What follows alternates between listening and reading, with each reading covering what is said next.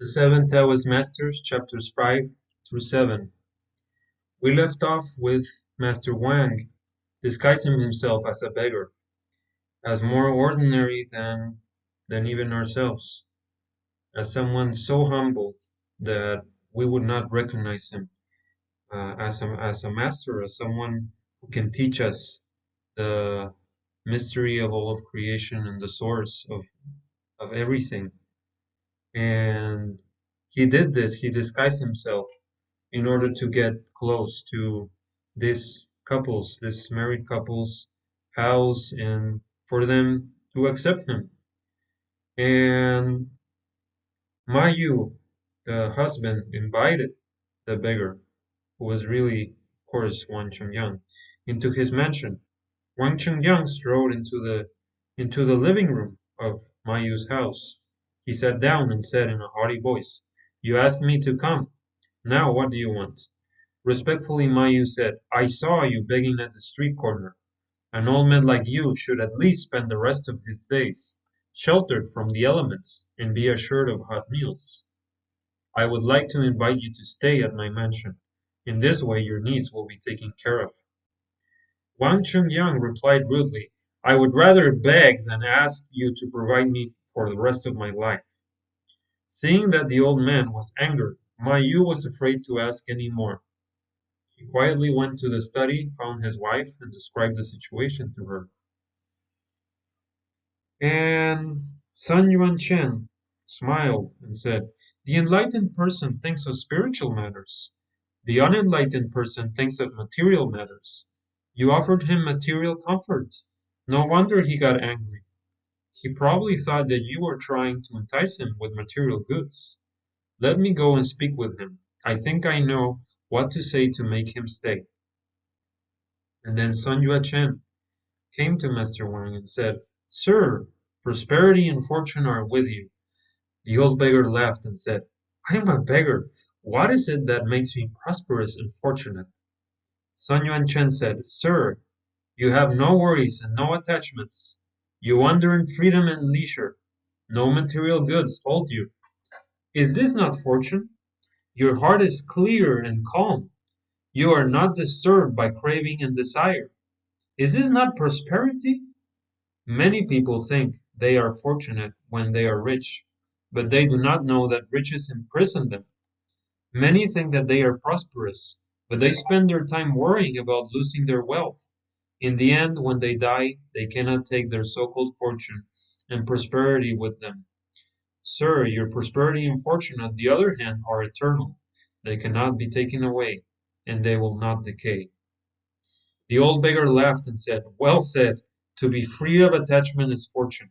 To be clear and calm of mind is prosperity. Why haven't you learned to clear your mind and dissolve your attachments?" Sun Yat-chen then answered, "I would like to, but there is no one to teach me." Wang Chengyang said, "If you are willing to learn, I shall teach you."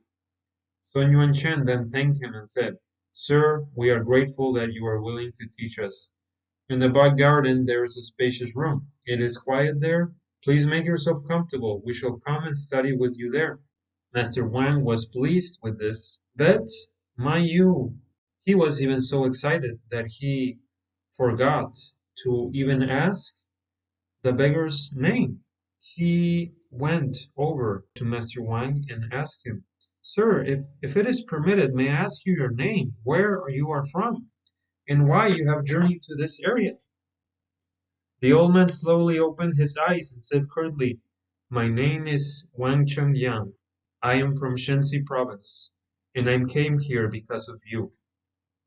Mayu was stunned. He stammered, "Sir, you came here because of me?"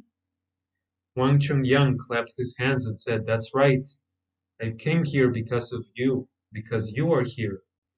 Mayu then asked, "How is it that you came because of me?" Wang Chunyan replied, "I came because of your wealth." When Ma Yu heard this, he was astonished. "If you come because of my wealth, then are you saying that you want my wealth?" Wang Chunyan said, "Yes. If I didn't want your wealth, why would I travel so far from Shenxi to here?" Mayu was beginning to get annoyed, but like a lot of us, if we can think if we can think of the master who initiated us, how we felt, how we felt that he came for us specifically, not for perhaps even the whole of his disciples. We're not thinking like that. The experience is so personal, and we can feel how Mayu felt when Master Wang told him this. An intuition must have told him that Master Wang was telling him exactly the truth. And of course, the disappointment when he said, I am here because of your wealth. Mayu went over to his wife, very flustered, and he told her the story. And she said, you must have asked the old man something, and he got annoyed because of your questioning. You- And now you are annoyed because he said something that offended you. So Mayu calmed down and told her the story and how he thought he was an enlightened and virtuous person. But now he has the nerve to ask me to give him our wealth. And Sun Yat-sen said, well, he must have his reasons. We have no children, Mayu. Our wealth has to go to someone, even if we not give it away. Mayu interjected, woman, it is easy for you to say these things, but I have a responsibility to my ancestors who left me this heritage. Our wealth was built up from the hard work of ancestors who migrated from Shensi.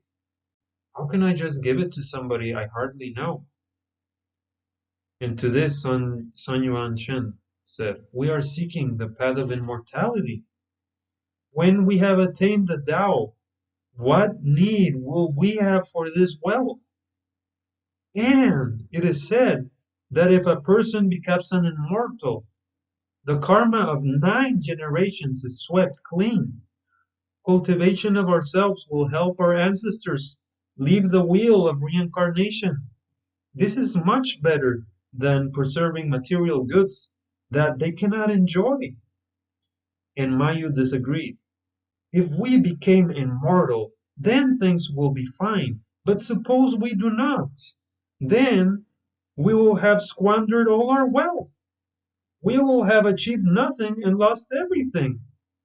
His wife answered patiently, the sages say that to cultivate immortality, one must be sincere and ready to make sacrifices. Even acquiring the skills of divination and medicine requires sincerity and sacrifice. The cultivation of immortality is no simple task. It will require of us more sacrifice than any other undertaking. And so, with this line of thinking, he convinced Mayu to go back to Master Wang and ask him what were the reasons, why did he want to use this wealth. And to this, Wang Chungyang replied, I need your wealth to construct a retreat for the seekers of the Tao. Your wealth will also provide for the daily necessities of these people so that they will not have to worry about earning a living and can devote all their time to Taoist training. When Mayu heard the answer, he was finally satisfied and asked no more.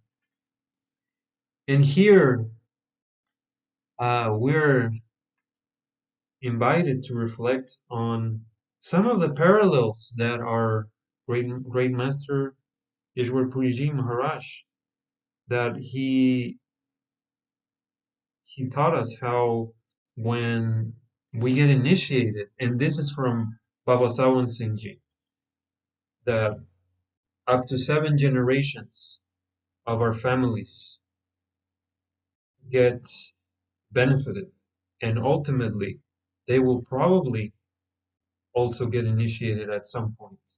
This is such a benefit. And here, this argument between the Mayus' property and their family, how this is brought to contrast by Sun Yat-sen, and how she points out that wealth is not going to go with them after they die, and neither will it really be able to benefit their family members. On the other hand, the path of immortality will bring all the benefit to them. And and so this is how they are finally agreed to devote their property towards seva, towards service, and to have this ashram, so to say, or a dera that they are setting up right there in their house.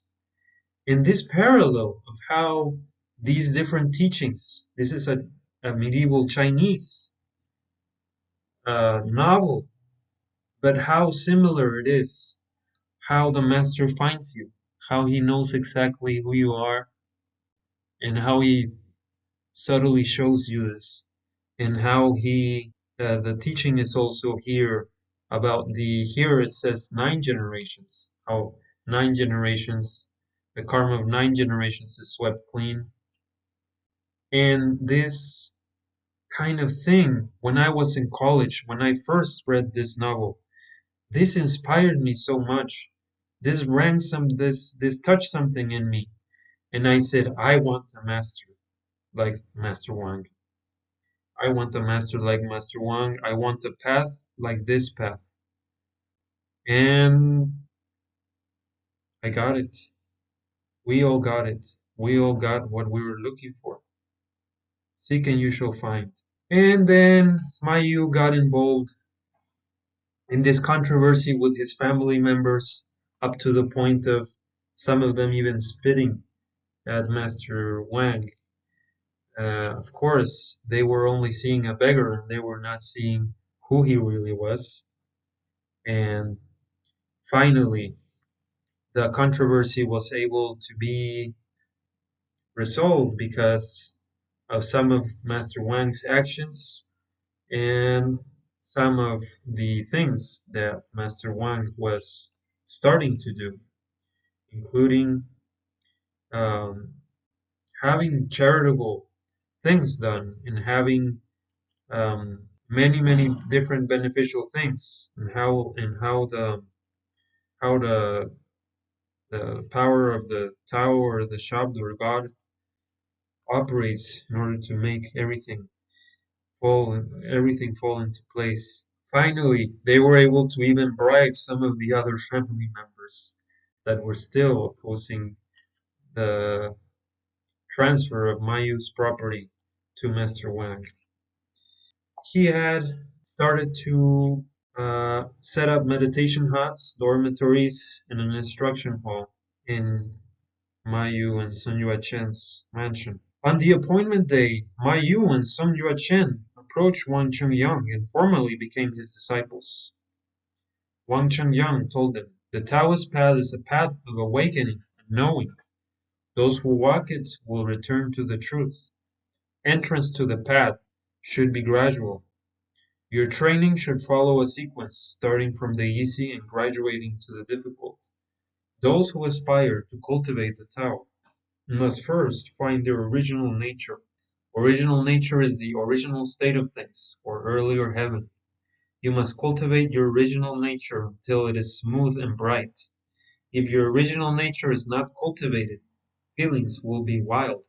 Untamed feelings are like tigers and dragons. If you cannot tame these animals in you, how can you become one with the void?